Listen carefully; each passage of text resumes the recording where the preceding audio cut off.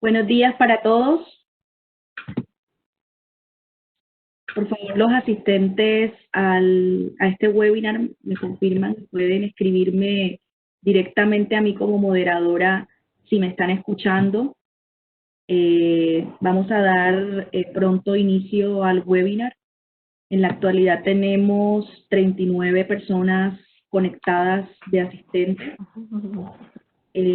Vamos a esperar 2 minutitos pequeñitos para que terminen de incorporarse las demás personas. Ya tenemos en pantalla a nuestros speakers que nos eh, brindarán su conocimiento con respecto a la temática que estamos proponiendo el día de hoy.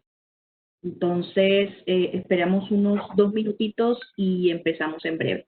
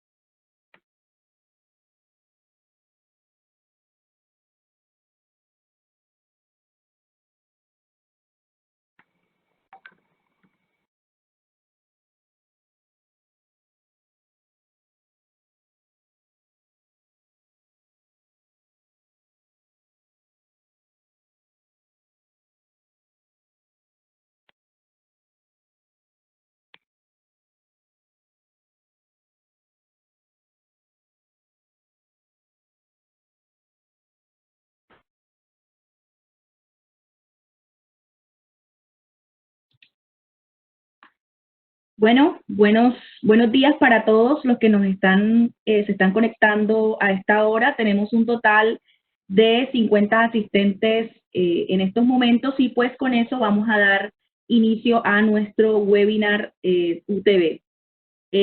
La temática que hoy proponemos para este webinar es los retos que representa el COVID-19 en el ámbito de la inclusión sociolaboral de poblaciones vulnerables.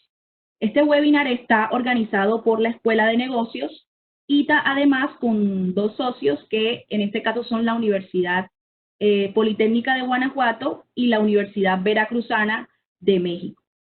Esa es la razón pues, por la que nuestros speakers vienen de esas universidades y pues también desde la UTV. Nos podrán seguir pues obviamente a través de nuestras redes sociales para el resto de webinars que tendremos de aquí en adelante. Adelante. Antes de empezar, es importante, bueno, me presento, para los que no me conocen, mi nombre es Lina Marrugo Salas, soy profesora de tiempo completo de la Escuela de Negocios de la Universidad Tecnológica y el día de hoy tengo como función moderar este conversatorio que tendremos. La mecánica del conversatorio es básicamente que los panelistas o los speakers van a tener 10 minutos de presentación para responder a la pregunta central de este webinar. y posteriormente tendremos un espacio de 10 minutos para cualquier pregunta o inquietud que salga desde nuestros asistentes.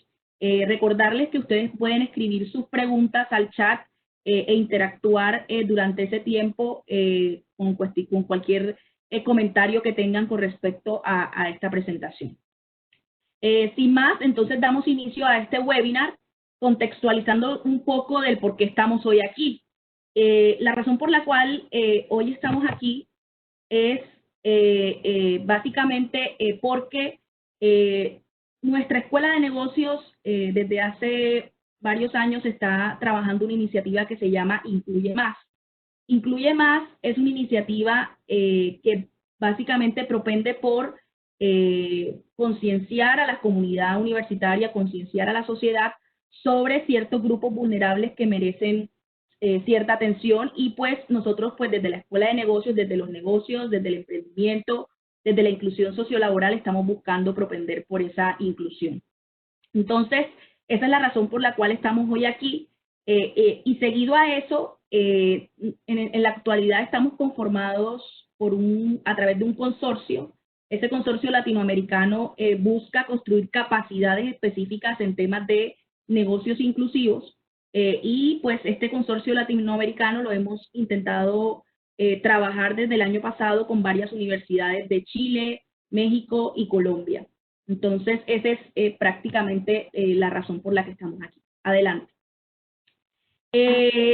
Para entrar en materia y por qué es importante hoy hablar sobre el tema de grupos vulnerables, es importante decir que en la actualidad nuestro país está señalado como uno de los países, principalmente Colombia, como uno de los países que tiene dentro de todos los restos de países que tienen planes humanitarios o planes de responsabilidad humanitaria, está como el segundo que más casos tiene. ¿Vale? ¿Por qué? Porque hay muchísimos grupos que se encuentran en nuestro país en situación de vulnerabilidad. Estas cifras pues son hasta ayer. Vemos el caso, por ejemplo, de otros países que tienen aún mayor población vulnerable, pero Colombia está en ese segundo país por el número de casos confirmados. Ya Colombia está haciendo un plan de respuesta ante estas poblaciones vulnerables porque hay una serie de situaciones que son importantes trabajar.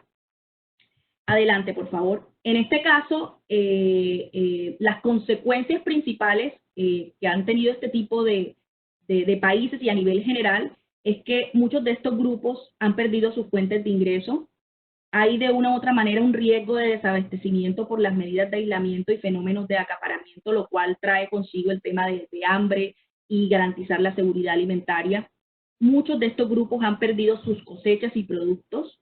Y además se han visto impactados por el incremento de precios, por especulación y baja oferta, lo cual ha ocasionado pues que algunos grupos o algunas poblaciones sean más vulnerables que otros. Eso es lo que nos trae hoy aquí a este webinar. Hablar sobre determinados grupos que son más vulnerables con esta situación del COVID. Aquí todos somos vulnerables, pero hay unos grupos que debido a la desigualdad global, se ha incrementado principalmente en ellos. Por eso tendremos a nuestros speakers de hoy hablándonos sobre diferentes grupos, el caso de la profesora Iris, que nos va a hablar sobre comunidades indígenas, el caso de la profesora Neti, que nos va a hablar sobre los artesanos, y ahí entran varios grupos a participar. El caso de la doctora Dolores con adultos mayores y por último el profesor James Pérez con personas con discapacidad. Entonces, sin más, comentarles en el caso de la pregunta central que vamos a responder el día de hoy es cuáles son esos retos en el ámbito de la inclusión sociolaboral de estas poblaciones vulnerables. Entonces, damos paso a la profesora Iris. La profesora Iris viene de la Universidad Veracruzana. Ella es profesora catedrática y además está cursando actualmente su doctorado en Ciencias Administrativas y de Gestión para el Desarrollo. Sin más, bienvenida Iris, tienes la palabra en estos momentos.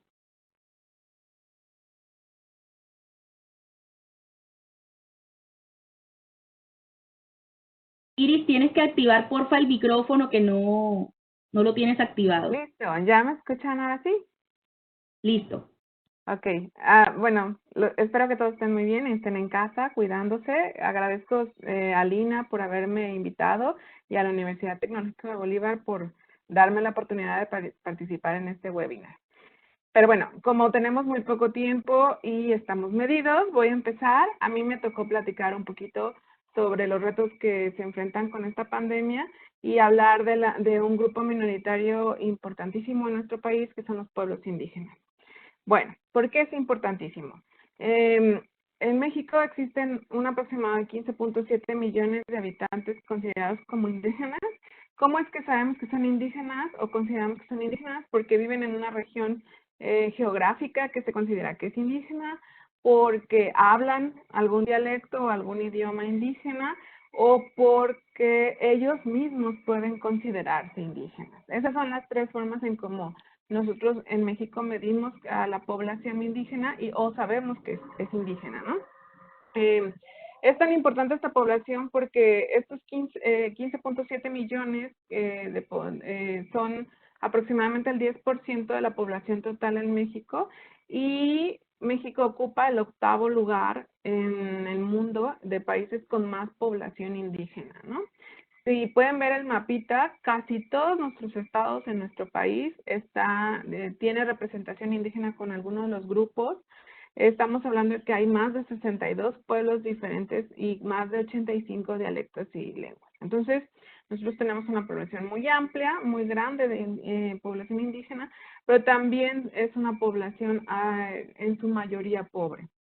Viven en zonas de alta marginación y por ello se consideran que son grupos vulnerables, ¿no? La siguiente, por favor. ¿Por qué son vulnerables o por qué son zonas marginadas? Bueno, y esto va de la mano con lo del COVID. Los indígenas, mucho antes de la pandemia, tienen varias problemáticas o se enfrentan a varias problemáticas en nuestro país. Las principales son discriminación, pobreza, la destrucción de sus riquezas culturales, violación de derechos humanos, desigualdad, desalojo y exclusión. ¿Cómo sabemos que estas son las principales problemáticas? Bueno, a partir de ciertos datos estadísticos, no podría mencionarlos todos, pero creo que hay algunos muy puntuales que nos hacen darnos cuenta por qué son retos para poder incluir a esta comunidad en nuestros procesos sociales, económicos, y tiene que ver, uno, con la discriminación. En México hay un índice de discriminación que se mide por qué discriminamos a la gente, y el primer lugar de discriminación en nuestro país es al tono de piel, y tiene que ver con que mientras más oscuro sea el tono de piel, más discriminado puedes llegar a ser. Y por desgracia, esto se relaciona directamente con los pueblos indígenas. Entonces, mucha proporción de esta población es discriminada, incluso ellos mismos se consideran que no son respetados, ¿no? El otro tema que tiene que ver con el reto que representa este grupo vulnerable tiene que ver con la pobreza, y eso es que 76.8% de esta población está en condiciones de marginación. Y 8 de cada 10 no tienen o no ganan el suficiente dinero siquiera para completar una canasta básica. ¿Qué es una canasta básica en México? Una canasta básica es un conjunto de productos vitales, se podría considerar, que se consideran vitales para la subsistencia en cuestión alimentaria. También, por ejemplo, este grupo indígena en sus casi 70% es analfabeta, todas esas problemáticas generan que su acceso a educación sea muy limitado, y el poco acceso a esa educación sea de muy mala calidad. No tienen infraestructura básica, luz, agua, internet, mucho menos internet. Normalmente viven en zonas muy rurales, en donde no hay ni siquiera carreteras, conexiones, transporte. Entonces, de por sí estas problemáticas son vigentes, con la pandemia se han hecho mucho más visibles, mucho más profundas, ¿no? Hay unas brechas de desigualdad que han sido muy marcadas, que son muy criticadas, y esos son los principales retos que ahora se enfrentan, ¿no? Si a todo esto le sumamos el tema de que como no tienen acceso a infraestructura ni a servicios básicos, pues la salud también es uno de los principales problemas a los que se enfrentan. Son tan conscientes los pueblos indígenas y estos municipios en donde hay una mayor representación de ellos, que incluso de manera extraoficial o de manera municipal, lo que están haciendo es cerrando las entradas a sus pueblos. No están dejando entrar a nadie ajeno al pueblo para tratar de evitar contagiarse, ¿no? Y parece ser que es algo que está funcionando porque en menor medida ha habido casos en estas zonas, ¿no? Pero de todas formas, pues, están afectados. La siguiente, por favor. A todo esto, pues bueno, como sabemos y por desgracia está sucediendo en todo el mundo, en mi país también y supongo que en América del Sur también, hay pérdidas de fuentes de empleos, empresas están cerrando y hay un sinfín de situaciones en crisis por este aislamiento voluntario, ¿no? A todo esto es el reto a los que se enfrentan los indígenas y ha habido una serie de iniciativas que se han lanzado de 3 áreas, el gobierno, desde la sociedad civil y desde las empresas locales. Y estas iniciativas, muchas de ellas se iniciaron previo a la pandemia, van dirigidas a grupos vulnerables, pero particularmente se dirigen a nuestros pueblos indígenas. Y yo me gusta ver el tema de la coyuntura y de las oportunidades. Entonces, hay aspectos muy negativos, muy tristes, pero también en este momento hay una oportunidad de que todas estas iniciativas se consoliden, se fortalezcan y se mantengan vigentes al terminar la pandemia. Desde el gobierno lo que está haciendo es que todos los programas y proyectos gubernamentales, todos los subsidios y el financiamiento está dirigido hacia una población objetivo y en este caso, por ley se está estableciendo que la población objetiva sea población indígena y afrodescendiente. Están iniciando ferias de inclusión social en donde se está invitando a los productores artesanales, muchos de ellos que son indígenas, a promocionar y a incluir en estas ferias sus productos, en donde el gobierno financia la parte de logística, de entrega, de comercio. Entonces, están habiendo iniciativas de digitalización, plataformas de digitalización. También hay unos procesos de transferencias económicas, es decir, se les está dando recursos directamente a la población para que con ese recurso puedan tener acceso a comida, a pago de servicios, a mantenerse vigentes, ¿no? Y por último, hay ciertos préstamos que están dando hacia las empresas y estos son como las principales acciones que está tomando el gobierno. Pero las más interesantes son sociedad civil y empresas locales que están haciendo acciones de manera voluntaria, son resultados del repensar de nuestra situación actual, ¿no? Entonces, hay una serie de promoción de manera virtual hacia el consumo local, se están generando directorios empresariales de manera privada, en donde se está promocionando una cantidad importante de productos, servicios, y actividades indígenas, artesanales generadas por indígenas para su consumo y entonces esto permite integrarlos a las cadenas productivas.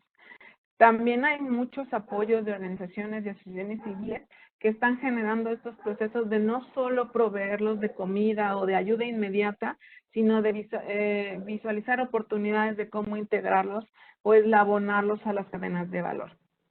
Y por último están estas empresas que están iniciando casi todas en el sur, en donde empezaron a trabajar con colectivos o con cooperativas, con ejidos, con población altamente indígena, y están trabajando con ellos en el tema de transformación de la producción hacia proyectos que impliquen integrarse en el proceso económico y en este momento aprovechar la coyuntura. Por ejemplo, hay una empresa en el sur de México, en Yucatán, en Valladolid, que está trabajando con un grupo de 400 mujeres mayas indígenas, y con ellas lo que está haciendo es la producción de uniformes y cubrebocas, y todo esto lo está vendiendo. Entonces ya me están marcando que estoy por terminar.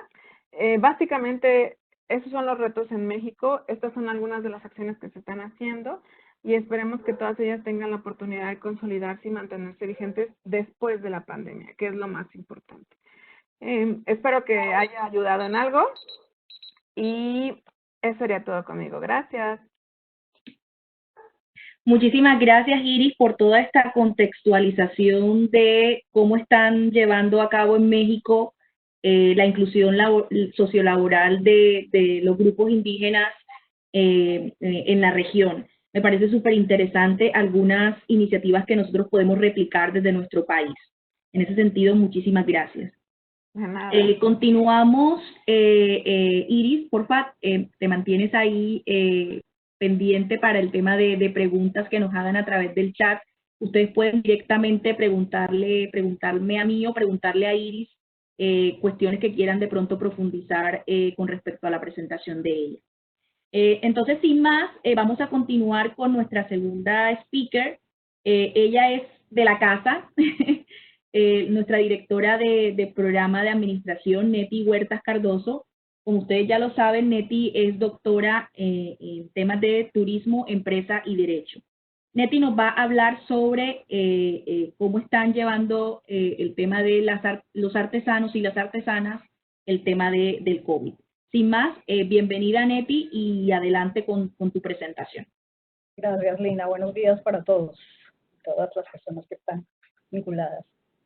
Bueno, pues yo vengo a hablarles efectivamente sobre el tema de los artesanos. Entonces, vamos a hacer un breve contexto sobre lo que pasa en el mundo, en Colombia, muy rápidamente. Vamos a pasar, por favor. En esencia, quiero decirles es que la artesanía forma parte de la industria cultural. Y esa parte de la industria cultural efectivamente es básicamente porque se ha visto el potencial económico que no solo en Colombia, sino en todo el mundo existe, porque tiene un elemento generador de ingresos. No es solo que se va transmitiendo de generación en generación el conocimiento, sino que además se ha visto como un generador de ingresos para las comunidades más vulnerables del país. ¿Qué tiene de característica una artesanía que se trabaja a mano? Que se trabaja con materias primas, normalmente materias primas de la región donde está localizado el artesano, y que hoy día, gracias a los laboratorios de innovación y diseño, ya no es solo un uso decorativo el que se le da a la pieza artesanal, sino también se le da un uso de otro tipo para que pueda ser vendido más fácilmente. Pero, y ojo con lo siguiente, ¿quiénes son los compradores? Normalmente el comprador de artesanía es alguien que viene de un territorio de afuera, es decir, un turista. Y en este momento, los turistas son los que no están llegando a los territorios. En ese sentido, los artesanos no lo están pasando bien.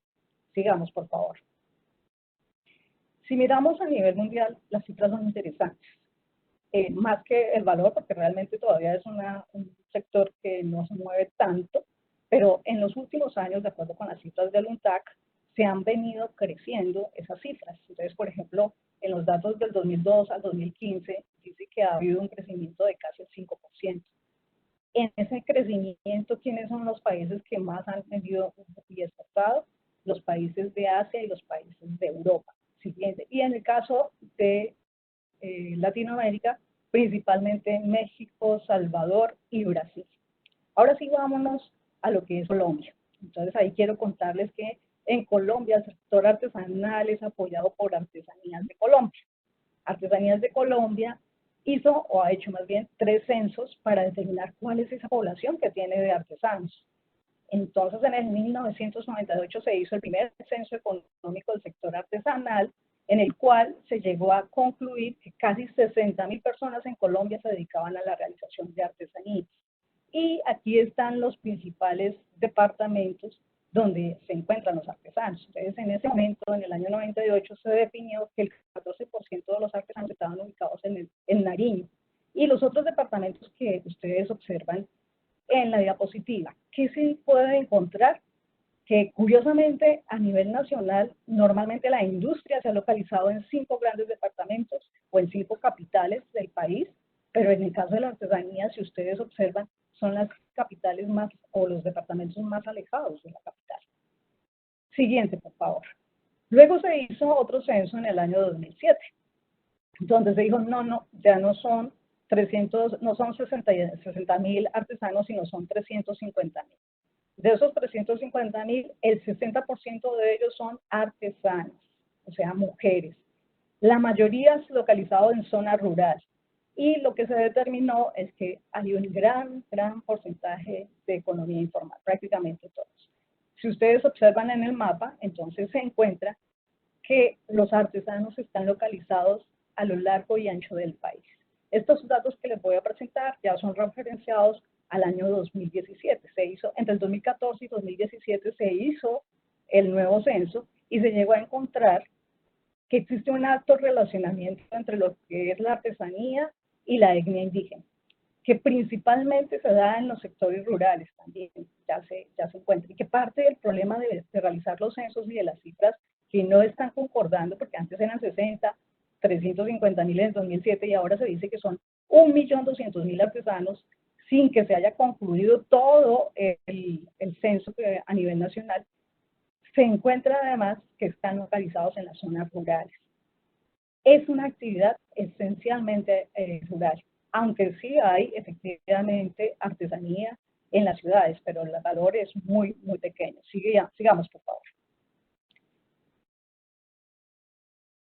¿Qué se ha dicho? Listos. La relación entre la etnia es importante, pero para los grupos étnicos, más que el valor del ingreso que se genera, es para ellos la artesanía una manifestación de lo que es su cotidianidad, de las formas de vida colectiva que se expresan. Por decir algo, en La Guajira es mujer porque se sabe tejer.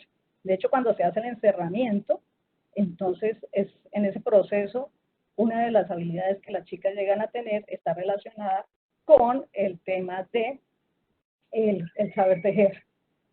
Pero no es porque les genere muchos ingresos, vuelvo y repito, porque si vamos y miramos cuánto ganan los artesanos, el 90% ganan menos de 2 salarios mínimos para mantener a sus hogares. El 61% de hecho ganan menos de 1 salario mínimo. Siguiente, por favor. Entonces, ¿qué es lo que finalmente encontramos? Que existen unos salarios muy bajos, que si se mira el tema de afiliación a la salud, solamente el 68% pertenecen al régimen subsidiado, es decir, hay una alta informalidad laboral. Eso si se mira desde el tema de salud. Si se mira desde el tema de educación, el 8% de los artesanos no tienen ningún nivel de estudio, el 9% no sabe leer ni escribir, el 30% solamente, el 30% tiene hasta nivel de primaria y el 25% hasta nivel de secundaria. En conclusión, tenemos una población altamente vulnerable. Siguiente. Y adicionalmente, ya se determinó que el 71% del sector artesanal corresponde a mujeres. Es decir, la artesanía está asociado a las mujeres, está asociado a zonas rurales, está asociado a población indígena, poblaciones altamente vulnerables. Siguiente, por favor. En la siguiente diapositiva se observa que además cómo se unen esos elementos y se encuentra, por ejemplo, que en el departamento del Cesar el 92% de los artesanos son mujeres y así sucesivamente. Los departamentos que menos cantidad de mujeres tiene en el proceso artesanal están Caquetá, Quindío y Córdoba. ¿Y eso a qué se debe? En esencia al tipo de artesanía que se elabora. Vuelvo y repito, entonces el sector artesanal está basado en la actividad laboral de las mujeres. Siguiente, por favor. Pero si todo lo anterior fuera poco, ahora con el COVID la cosa se ha puesto mucho más difícil. Entonces, los artesanos, a pesar de que en Colombia se han ofrecido ayudas para todas las poblaciones vulnerables, realmente ¿qué ha pasado? Que no han llegado a sus lugares. Les ha tocado hacer el proyecto, salir de sus rancherías. Por ejemplo, esta noticia del año, del día 7 de abril, nos dice que las artesanas están cambiando mochilas por mercados. Lo dice un indígena. Dice, mire, con gran preocupación observamos cómo el gobierno colombiano excluye a las comunidades indígenas guayú de este plan de contingencia y los abandona a su suerte, comenzando que en estos territorios indígenas explotados, saqueados y abandonados, no cuentan con un sistema de salud adecuado y oportuno.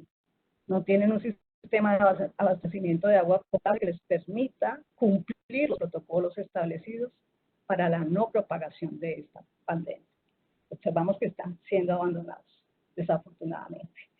Pero hay algo positivo, y es que finalmente la artesanía es una manifestación del ser de los artesanos.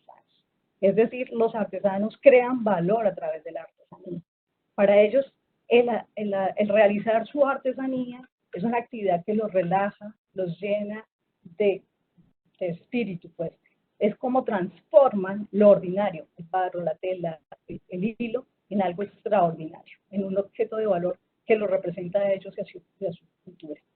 Es por ello que, siguiente por favor, Artesanías de Colombia, entonces, ha lanzado una campaña para apoyar a los artesanos del país, porque sabe que para atender las necesidades básicas de los artesanos como la salud, la alimentación e incluso el capital de trabajo requieren ellos de apoyo.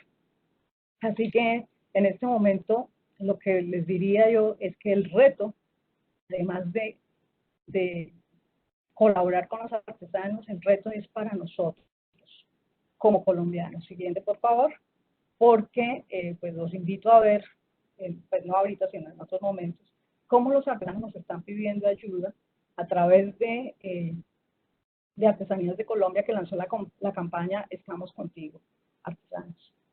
Y el reto para todos nosotros va a ser compra local, apoya a los artesanos. Gracias. Muchísimas gracias, profesora Netti, por esa excelente presentación que nos da a entender que el tema de artesanía no solamente involucra a un solo grupo, sino que involucra a varios. Estamos hablando de mujeres, campesinos en zonas rurales, resguardos indígenas, lo cual me parece importante que nosotros lo tengamos en cuenta de aquí en adelante. Y de una u otra manera se hizo una comparación dentro de lo que sucede en México y también un poco lo que sucede aquí en Colombia. Entonces, muchísimas gracias, profesora Netti. Le pido por favor que continúe en el chat respondiendo algunas preguntas de nuestros asistentes y pues posteriormente en la sesión de preguntas final. Entonces, ahora sí, continuamos con nuestro webinar, esta vez dándole la bienvenida a la doctora Dolores Guadalupe Álvarez. Ella pertenece a la Universidad Politécnica de Guanajuato en México, es directora de vinculación y doctora en administración. Ella nos va a comentar específicamente sobre el grupo de adultos mayores. Sin más, bienvenida doctora Dolores y puede continuar con su presentación. Gracias, buenos días, muchas gracias por la invitación. Bueno, pues esperando que todos se encuentren bien con sus familias. El día de hoy les daré un poquito una contextualización sobre la realidad de los adultos mayores. Si me apoyan con la siguiente slide, por favor. Bueno, en cuestiones laborales, México, estos son los datos de 2019, no ha sufrido muchos cambios a 2020 hasta antes de marzo, donde nos hablan que tenemos una tasa de desocupación del 3.5% de la población, una subocupación. Esto que quiere decir que además de tu empleo, pues buscas o tienes necesidad de tener un segundo empleo u otra forma de ingreso de 7.8%. Y aquí tenemos, digamos que el gran foco rojo, lo que es la tasa de informalidad del 56.2%. Es decir, todas estas personas que están, digamos, laborando en la informalidad, no tienen acceso a, pues, seguro social, prestaciones, etc.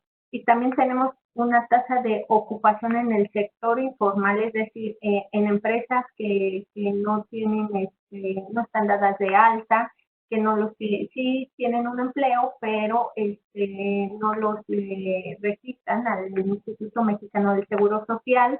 Entonces, si nosotros vemos, es una tasa altísima, de personas que están atendiendo pues a este tipo de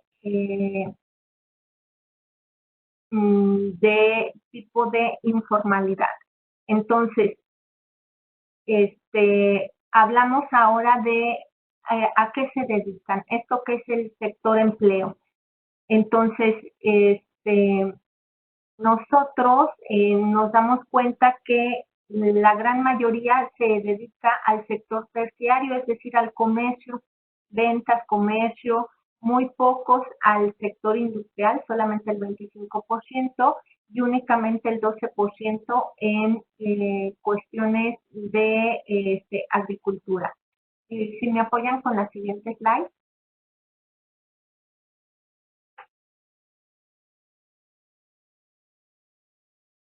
Ok. En México tenemos un grave problema, es que las personas mayores de 65 años pues no cuentan con acceso a fuentes de empleo. De acuerdo a nuestra legislación, se supone que cuando llegas a esa edad, pues te tendrías que pensionar, ¿no? Sin embargo, si estamos hablando que el 56% o trabaja en la informalidad, pues ese porcentaje de población jamás va a tener posibilidad de una pensión, y es lo que está pasando en este momento.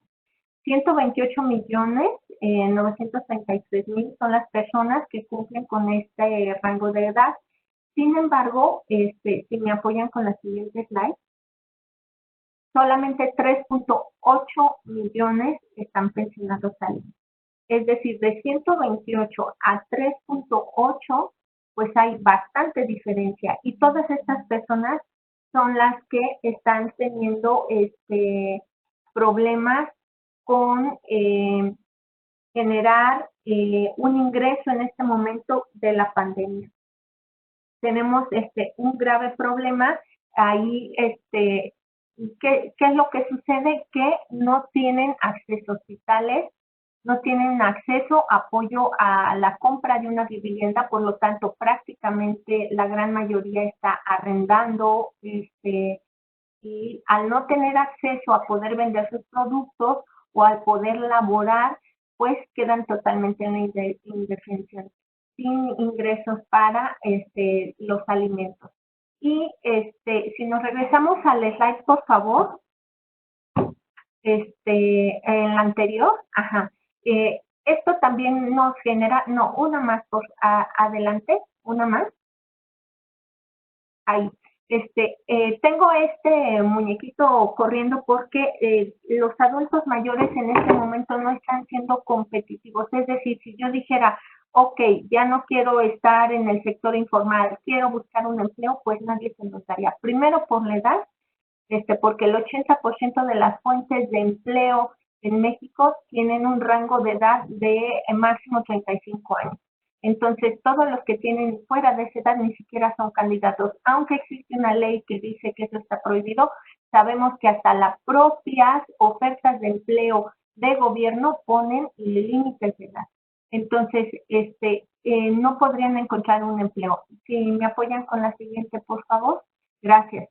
Entonces, ¿qué es lo que se está proponiendo? La primera es que directamente el gobierno, en lugar de, una vez que termine esta contingencia, en lugar de dar dádivas, porque existe el programa de 68 años y más, donde les dan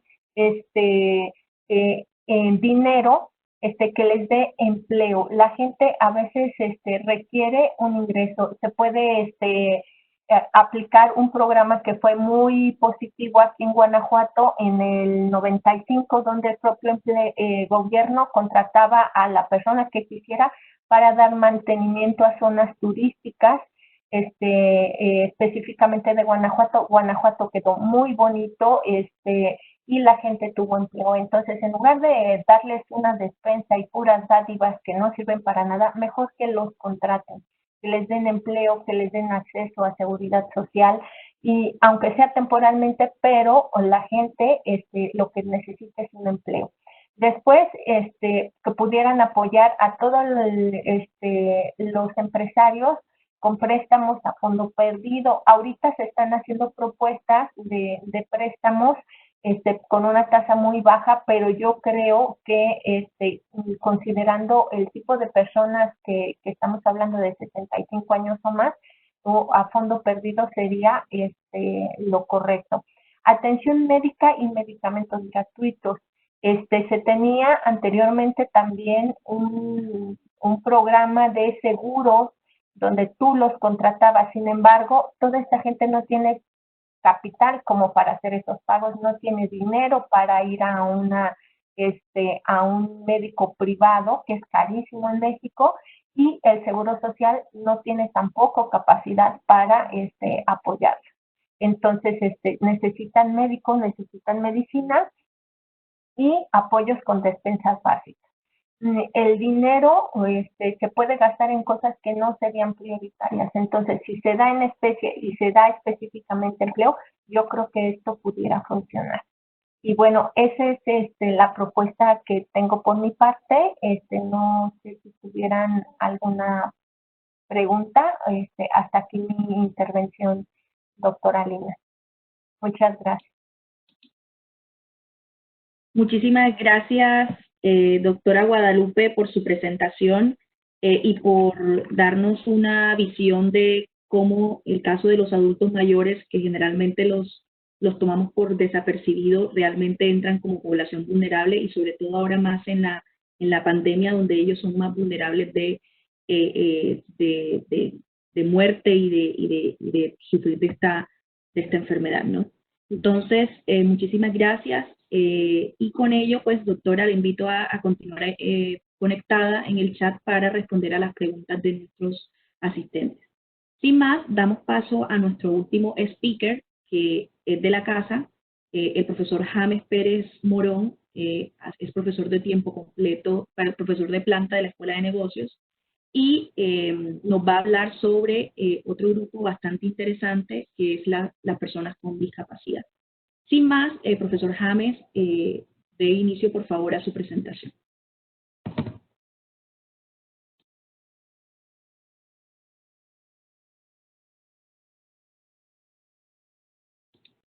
Profesor James, debe activar el sonido. Bueno, buenos días, dándole las gracias a los organizadores del evento, a la Universidad Tecnológica Bolívar, a la Escuela de Negocios, mandándoles a todos un fraternal saludo, un fuerte abrazo, en especial a las personas con discapacidad, a sus cuidadores, a sus familias. Dios los bendiga. El COVID-19 y la pandemia,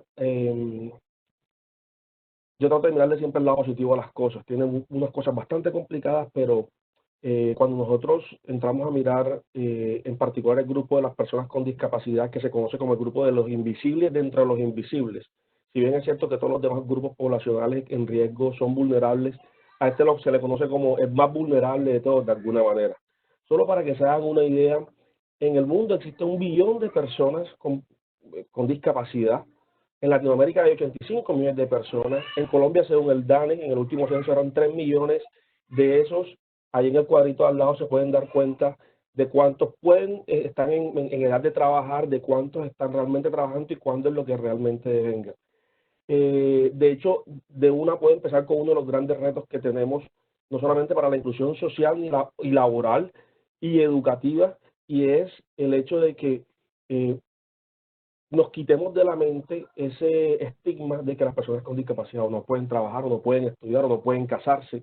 Y en eso creo que parte del éxito de un evento como este radio, porque estamos evangelizando y estamos llegando a muchas personas. Todas las personas que están participando en el webinar, la idea es que usted pueda, de toda esta información que usted está tomando acá, pueda replicar esta información. Las personas con discapacidad finalmente somos todos o ahora mismo o en el futuro vamos a tener algún tipo de discapacidad.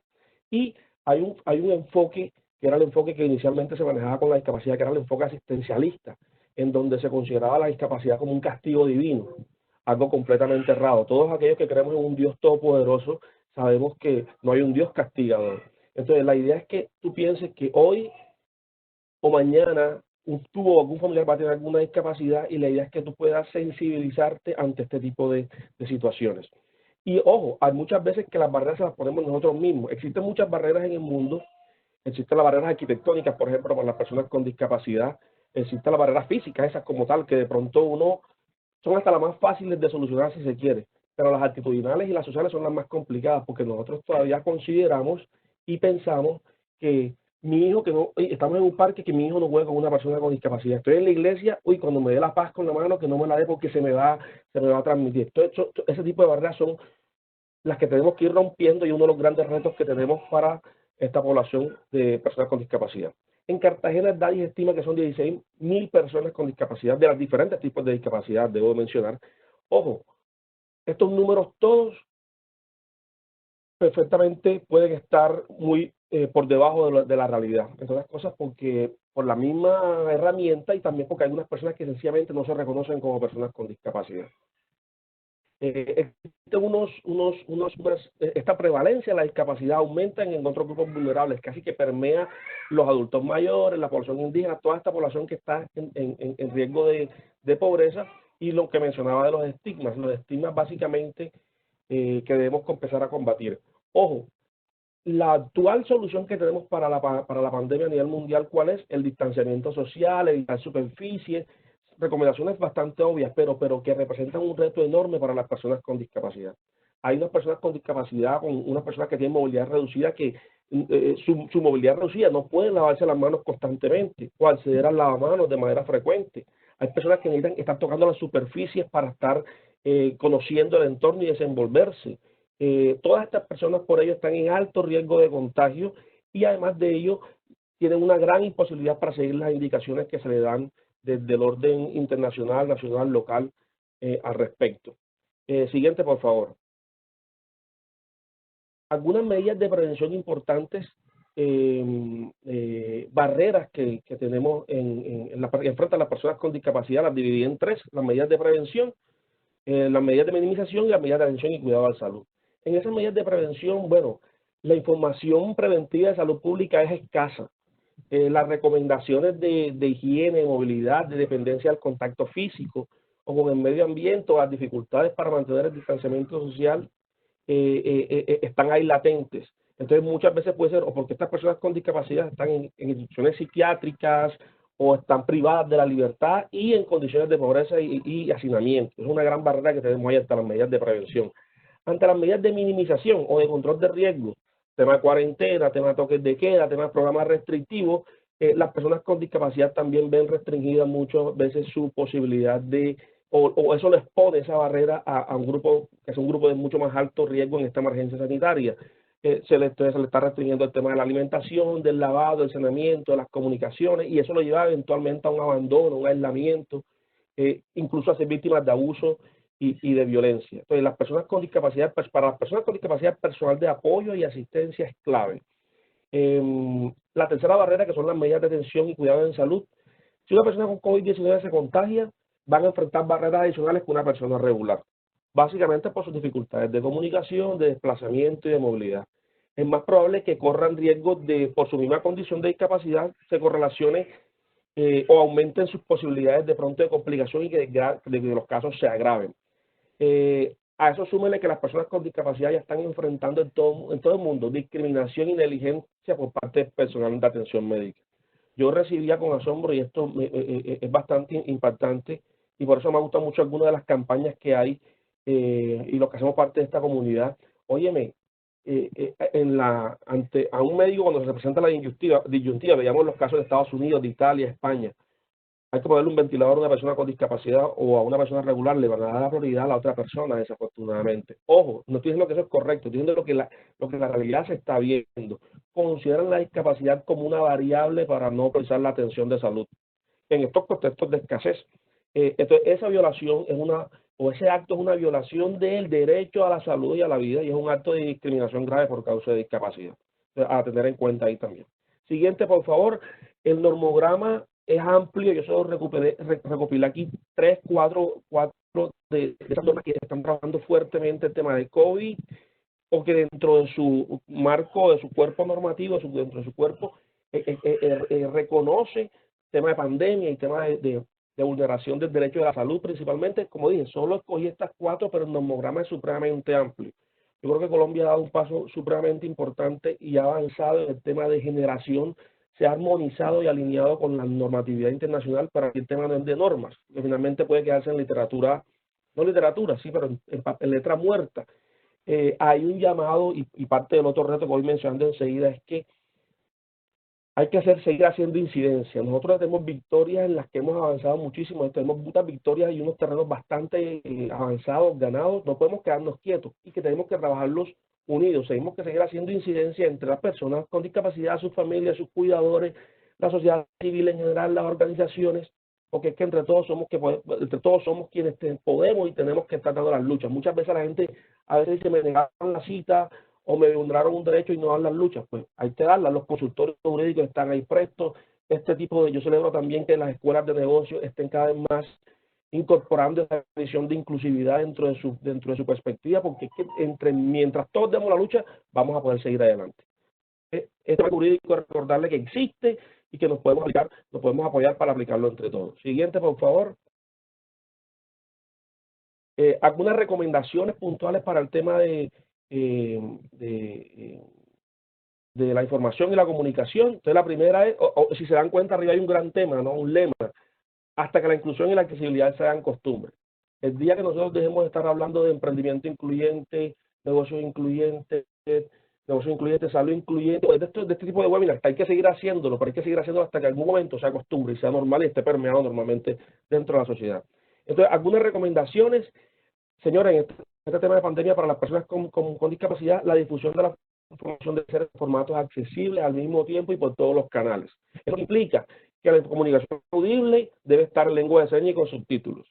Que la información visual esté traducida a formatos auditivos, la audiodescripción, audiotexto, comunicación aumentada y otros formatos alternativos de comunicación. Debe estar escrito en lenguaje sencillo para que sea comprensible, con pictogramas, con infografías, para personas con discapacidad intelectual o neurodiversas. La traducción en lengua de señas, por supuesto, que debe ser realizada por profesionales expertos y capacitados. Ahí el INSOR hace una labor impresionante. Si nuestra amiga Karina Mercado está ahí, que hace parte también del INSOR y del colectivo de inclusión laboral en la ciudad, un fuerte abrazo. Tu labor es impresionante y te felicito. Ojo que esta traducción debe estar, lo ideal, la recomendación es que el intérprete de lengua debe estar el mismo tamaño del intérprete en la pantalla, debe ser igual a la persona que está haciendo la intervención. Vemos que no estamos tan alineados con esa mecánica y muchas veces ponen un cuadrito un pequeño ahí en la parte inferior de la pantalla. Eso no es tan recomendable. Eso nos recomienda que se acompañen con los subtítulos en lo posible. El tema de las tecnologías, la información y la comunicación, debe haber videochats para el uso de los intérpretes, aplicaciones celulares, aplicaciones para llamar a emergencias, programas para describir los entornos a las personas ciegas, para leer etiquetas, entre otros. Siguiente, por favor. Bueno, decir de estos intérpretes que tienen que también casi que considerarse como personal médico para el tema de las dotaciones y de las protecciones de salud, higiene y seguridad. Hay pues que considerar también algo importante, las personas con discapacidad múltiple que dependen de apoyo personal para acceder a la información, las personas sordociegas, las personas con otras situaciones discapacitantes, necesitan intérpretes táctiles. Entonces, para ellos también hay que redoblar las medidas de higiene y de seguridad. Servicios remotos de trabajo y educación deben ser accesibles, eso es un gran desafío que tenemos. Nosotros nadie estaba preparado para esto, mucho menos el grupo poblacional, las personas con discapacidad.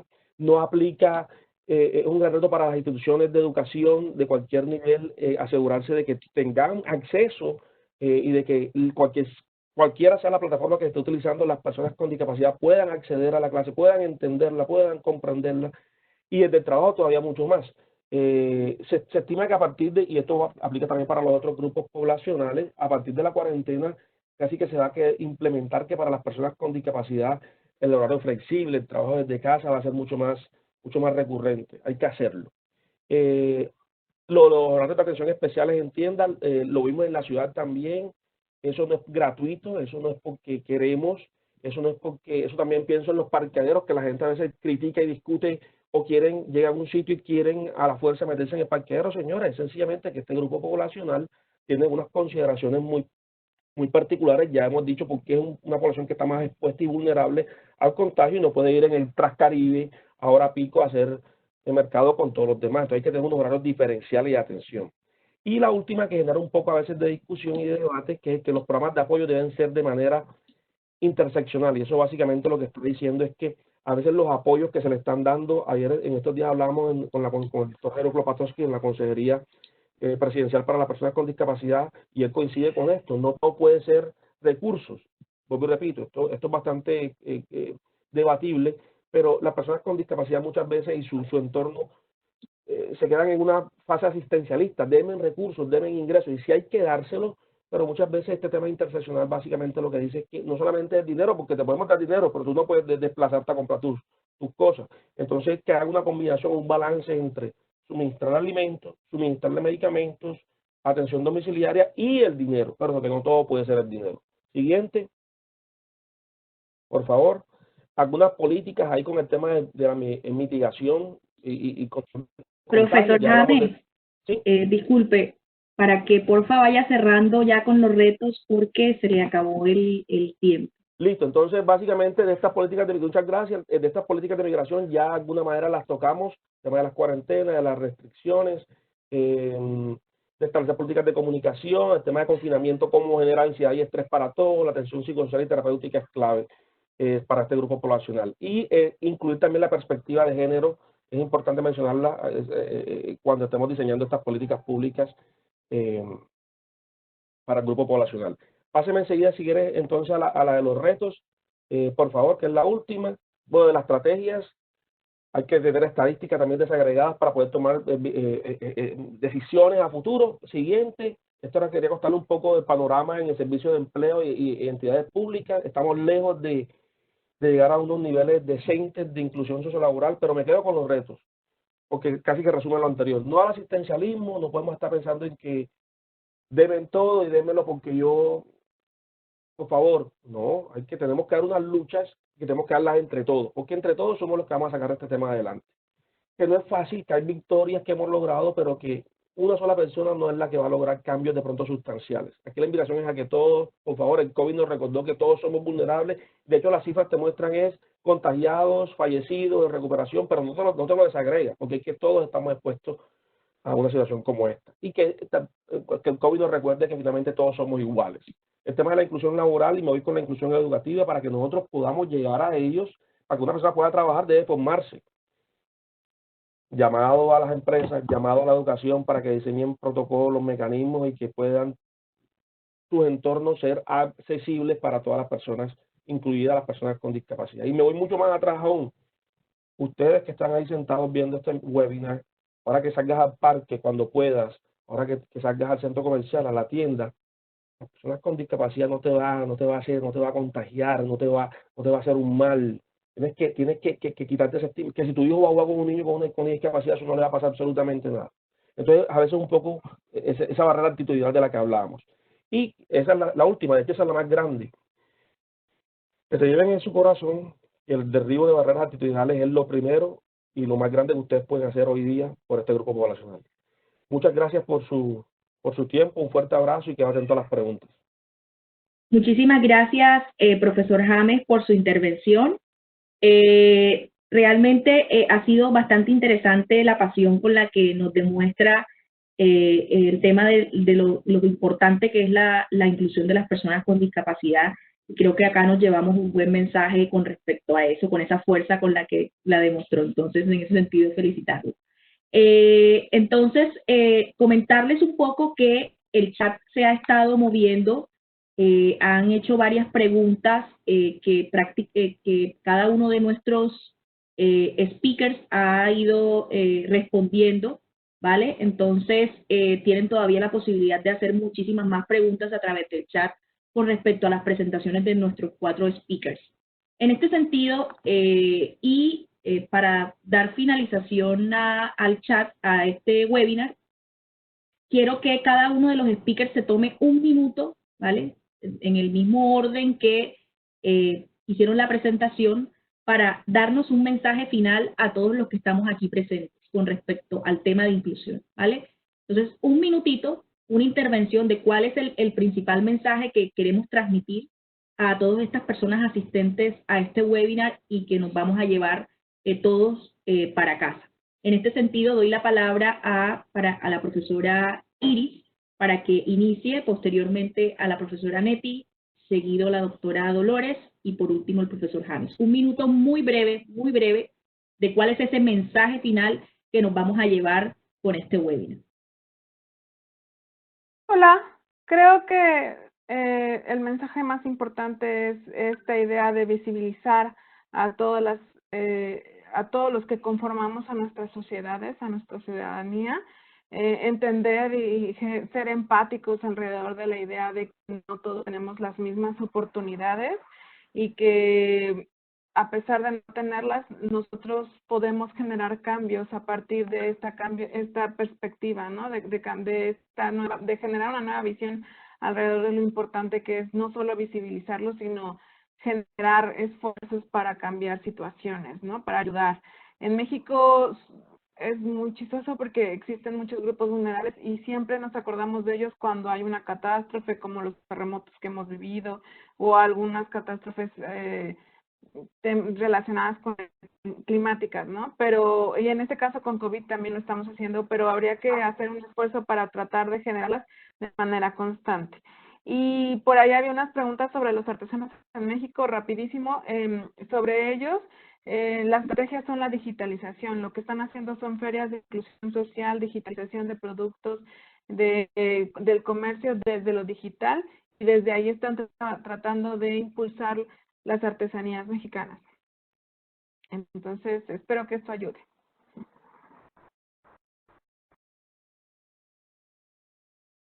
Bueno, yo quiero decir es que en el caso de los artesanos hay un tema estructural bastante profundo, que quizá con el COVID lo que resalta es que se ha profundizado muchísimo más, pero es un tema que ataca a los pobres del país, que ataca a las zonas rurales que son más alejadas, que ataca a los grupos indígenas y que también a las mujeres. Entonces decir, por ejemplo, ¿qué se puede hacer? Realmente es una complicación enorme, porque tendríamos que trabajar en todos esos problemas estructurales que tiene el país. Me preguntaba que desde Artesanías de Colombia, pues digamos, si se están contribuyendo para disminuir los eslabones de la cadena, y tengo que decirles que sí contribuye Artesanías de Colombia, pero Artesanías de Colombia tiene unos niveles de exigencia en cuanto a calidad, en cuanto a que todos los artesanos deben estar asociados para que respondan a la cantidad de productos que ellos están pidiendo. Por lo tanto, son muy pocos realmente los artesanos a los que Artesanías de Colombia contribuye, porque efectivamente Artesanías también comercializa a través de medios digitales, pero lo que se comercializa allí de todo el producto colombiano en Artesanías realmente es muy poco. Eso quiere decir que para mí los retos están en la contribución que cada uno de nosotros puede hacer, porque si miramos el nivel de ingresos que tienen los artesanos, incluso en condiciones normales, son muy reducidos. El gran problema es el eslabón de la cadena de comercialización, en esencia. Allí hay una super oportunidad, pero una oportunidad para contribuir, no para ganar nuestros propios recursos. Mi invitación es a todos estos jóvenes que están en este momento en el chat es, ustedes son parte de una escuela de negocios. De la escuela de negocios seguramente pueden surgir oportunidades de contribuir a los artesanos, porque en la comercialización es donde está el principal problema que tienen los artesanos. Alrededor de allí hay un tema de calidad y es hacia atrás que debe jalonar el tema de la apropiación social de conocimiento, de cómo manejar la calidad, de cómo asegurar que los artesanos tengan unos mejores ingresos para ellos y para sus familias. Gracias. Gracias. A mí me gustaría concluir con que entendamos que todos vamos en el mismo barco. O sea, no hay ni primera ni segunda clase. La frustración va a ser para todos, sin embargo, hay quienes les va a llegar el agua primero que a los demás. Este es el caso de todas estas poblaciones que estamos diciendo que son vulnerables. No es lo mismo esperar la cuarentena en tu casa teniendo comida que esperar la cuarentena en tu casa teniendo 2 días sin bocado. Entonces, esa es la gran diferencia.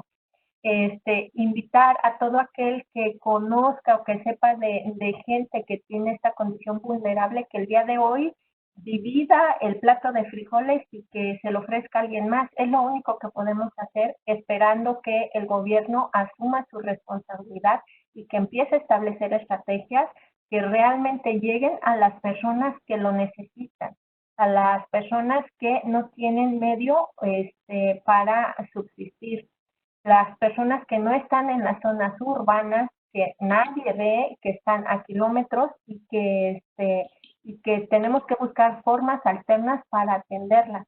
Y este es el caso de las personas que durante muchos años laboraron y que nunca fueron inscritas al Seguro Social, que alguien se volvió rico con su trabajo y que ahora están olvidados por el gobierno. Entonces, hemos permitido que haya omisiones en la ley durante muchos años y el día de hoy se van a ver las consecuencias.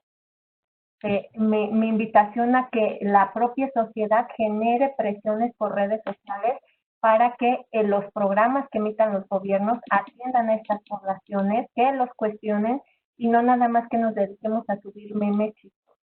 Bueno, esa sería mi aportación. Muchas gracias. Sí, bueno, yo lo dije hace un poco, hace un poco, ¿no? La discapacidad, vimos las cifras, pero señores, puede sufrir una operación y quedar de pronto con alguna dificultad física.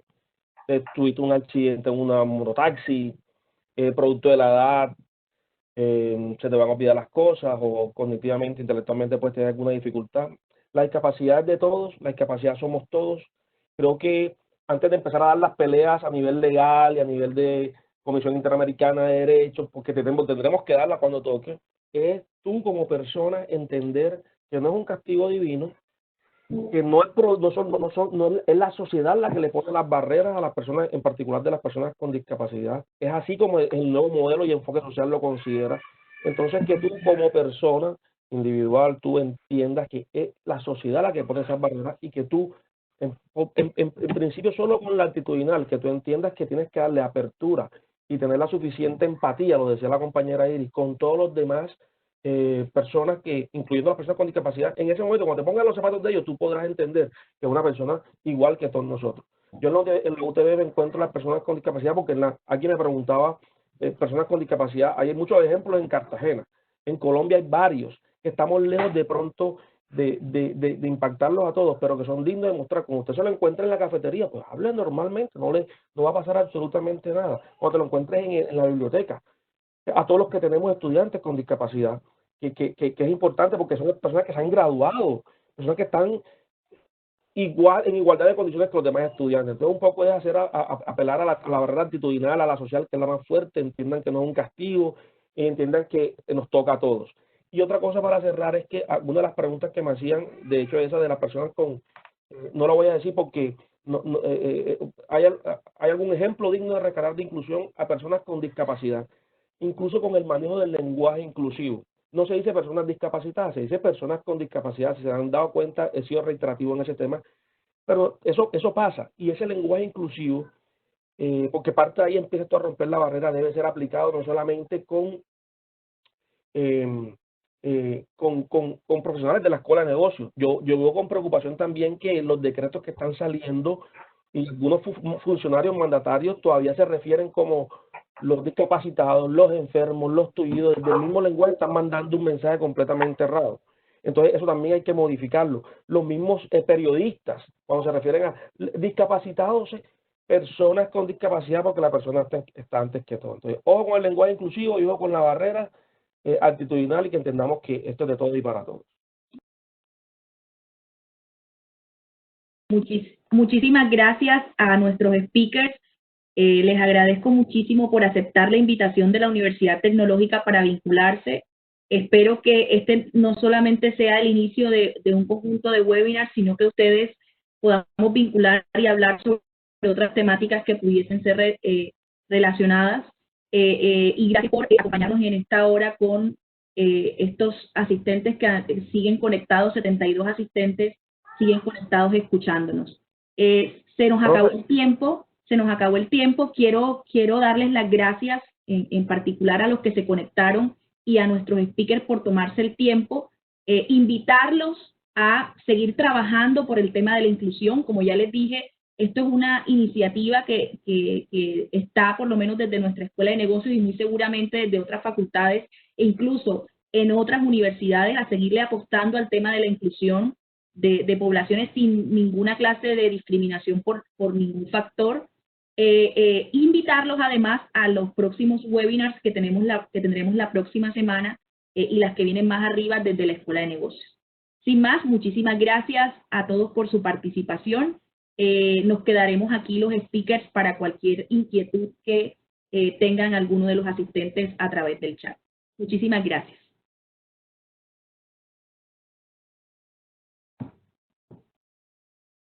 Lina. Señora.